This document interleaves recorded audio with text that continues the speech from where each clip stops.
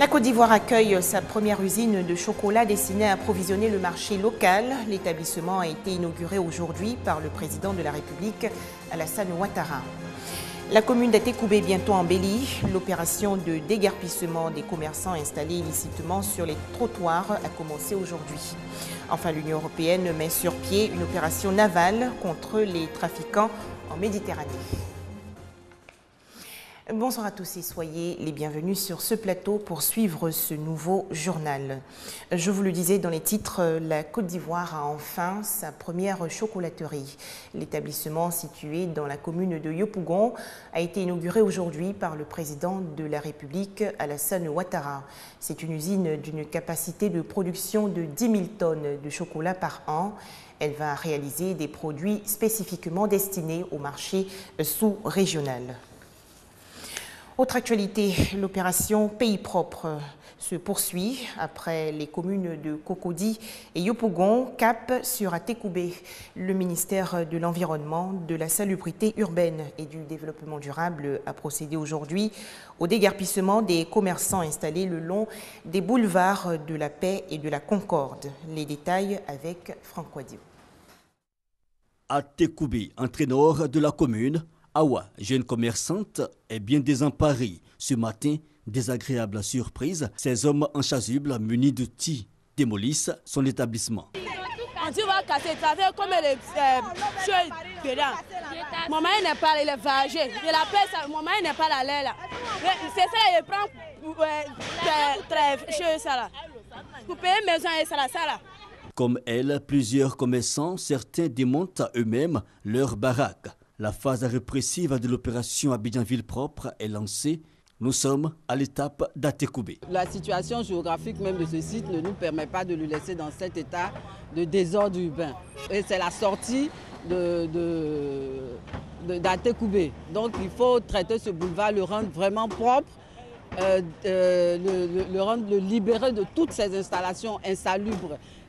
L'opération concerne les commerces établis le long des boulevards à Concorde et la Paix.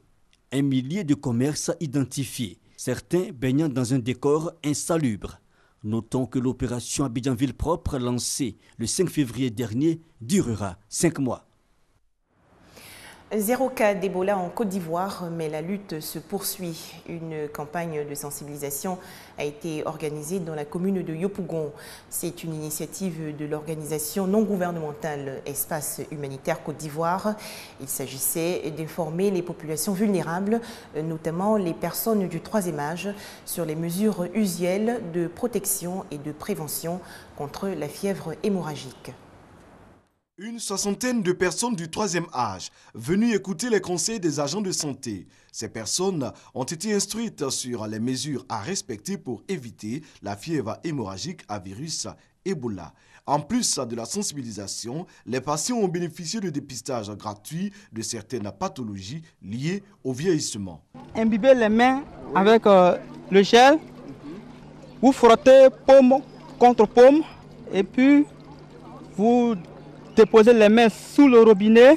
L'ONG Espace Humanitaire entend par cette action aider les personnes du 3e âge à être moins vulnérables en leur offrant l'assistance sociale et juridique. Cette journée de sensibilisation est une journée de partage, une journée médicale qui nous permet de venir donc au secours des personnes âgées. C'est dans ce cadre que s'inscrit donc cette journée de sensibilisation pour apporter notre contribution. La présidente fondatrice de l'ONG Espace Humanitaire Côte d'Ivoire a fait don de vêtements, de chaussures et de jouets aux enfants des adhérents de Yopougon.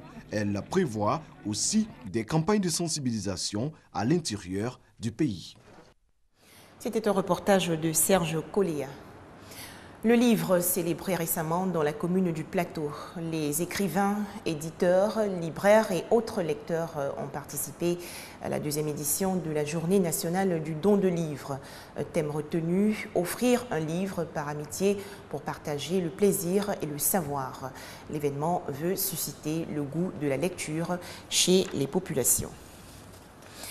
Littérature toujours avec la sortie de l'ouvrage intitulé « Être un homme » aux éditions Faculté universitaire privée d'Abidjan.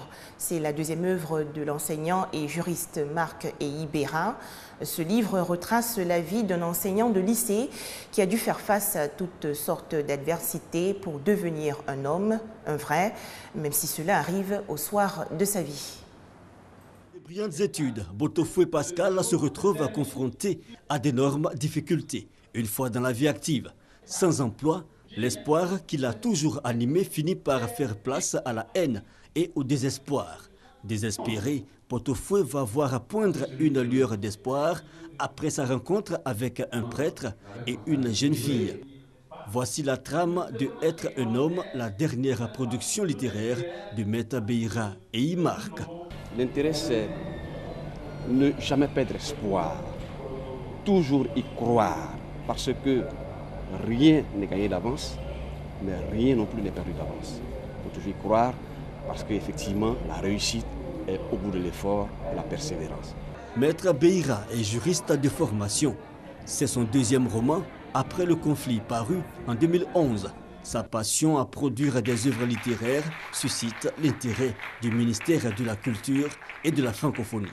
C'est un auteur qu'il faut suivre et le ministère de la Culture et de la Francophonie est heureux d'accompagner ce auteur qui montre par sa présence que le champ de la littérature est un champ ouvert. La lecture joue un rôle capital dans l'édification de tout individu. Et pour la maison éditrice de Être un homme, Maître Béira Marc est un exemple à montrer aux étudiants. On n'est pas bon économiste, bon juriste si on est fermé à la culture de façon générale. Donc au-delà de ces ouvrages spécialisés qu'on peut lire, il faut aussi lire les autres ouvrages à culture générale qui développent des valeurs. Être un homme, écrit en 220 pages, est disponible en librairie depuis le samedi 15 mai. On faisait le point avec Franck Quadio et Guillaume Zéré. Et pour terminer l'actualité nationale, sachez que la Ligue islamique des prédicateurs de Côte d'Ivoire renforce les capacités de ses membres. La section Trècheville a participé récemment à un séminaire autour du thème « Quelle stratégie pour un appel réussi à l'islam ?» Il s'agit de propager le message de l'islam à tous les musulmans. Quelle stratégie pour un appel islamique réussi? C'est le thème de ce séminaire de renforcement de capacités initié par la Ligue islamique des prédicateurs de Côte d'Ivoire, section Trècheville. Une mise à niveau des imams et prédicateurs afin de leur inculquer de nouvelles méthodes d'enseignement islamique qui prend en compte la pratique efficiente de l'islam. Tellement de choses qui se disent sur l'islam, comment l'islam est présenté. Donc nous avons trouvé bon de faire un séminaire et amener les prédicateurs à leur expliquer à nouveau quel rôle le prédicateur doit jouer et sur quel terrain il doit opérer.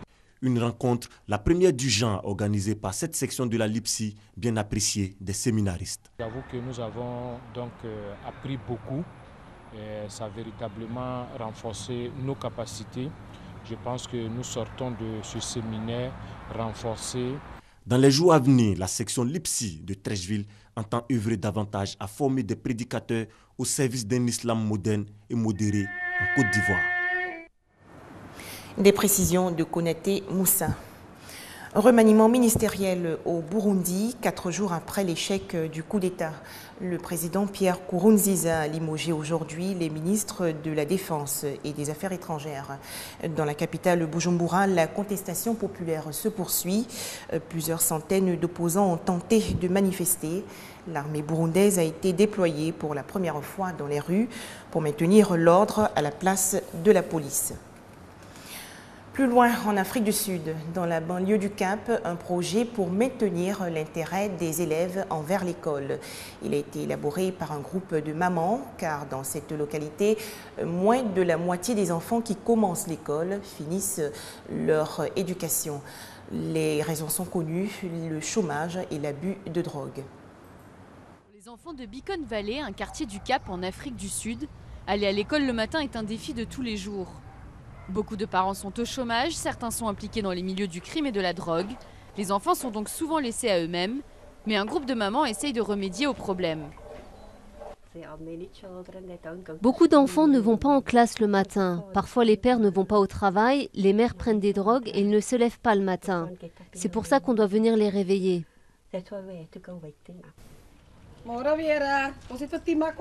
En 15 ans, la méthamphétamine s'est répandue dans cette communauté. La tic, comme les habitants l'appellent, est facile à se procurer et crée de très fortes dépendances, qui ont des conséquences pour tous les proches des personnes accros. Nous avons conscience de ce qui se passe. Nous savons que notre communauté est brisée. La journée commence tôt pour l'équipe avec la cuisson du porridge pour environ 90 enfants. À 7 h, elle frappe aux portes pour réveiller les enfants du lit, les nourrir et s'assurer qu'ils soient en classe à 8 h. Elle récupère aussi des uniformes d'occasion, les raccommode et les distribue. Ils se font chahuter s'ils ne sentent pas bon ou si leurs vêtements sont... Vous savez que les autres vont les traiter différemment. Quelle que soit la situation à la maison, le minimum c'est de faire en sorte que les enfants soient aussi à l'aise que possible à l'école pour qu'ils se concentrent sur les cours et rien d'autre. Car c'est de ça qu'il s'agit, leur donner les meilleures chances possibles. D'après un rapport du Forum économique mondial, 70% des 15-34 ans sont au chômage en Afrique du Sud. Dans cette région, moins de la moitié des enfants qui ont commencé l'école en 2013 devraient finir leur scolarité. À Beacon Valley, ces femmes se sont données pour mission d'inverser la tendance. Du côté de l'Europe, on veut mettre fin à l'immigration clandestine. L'Union européenne met sur pied aujourd'hui une opération navale. Il s'agit du déploiement de bâtiments de guerre et d'avions de surveillance des armées européennes au large de la Libye, pays devenu la principale plateforme du trafic. L'Union européenne met sur pied à partir de lundi une opération navale contre l'activité des passeurs en Méditerranée. Une mission sans précédent qui va entraîner le déploiement de bâtiments de guerre et d'avions de surveillance pour lutter contre les filières qui mènent de nombreux migrants à la mort. L'opération requiert un accord des Nations Unies et ne sera véritablement lancée qu'en juin.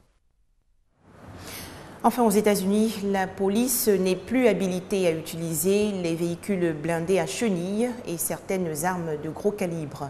Décision prise par le président Barack Obama pour apaiser les tensions avec les forces de l'ordre à la suite des incidents violents et consécutifs à la mort de jeunes Afro-Américains, notamment à Ferguson, dans le Mississippi. Voilà, c'est tout pour ce soir. Merci à vous de nous avoir suivis.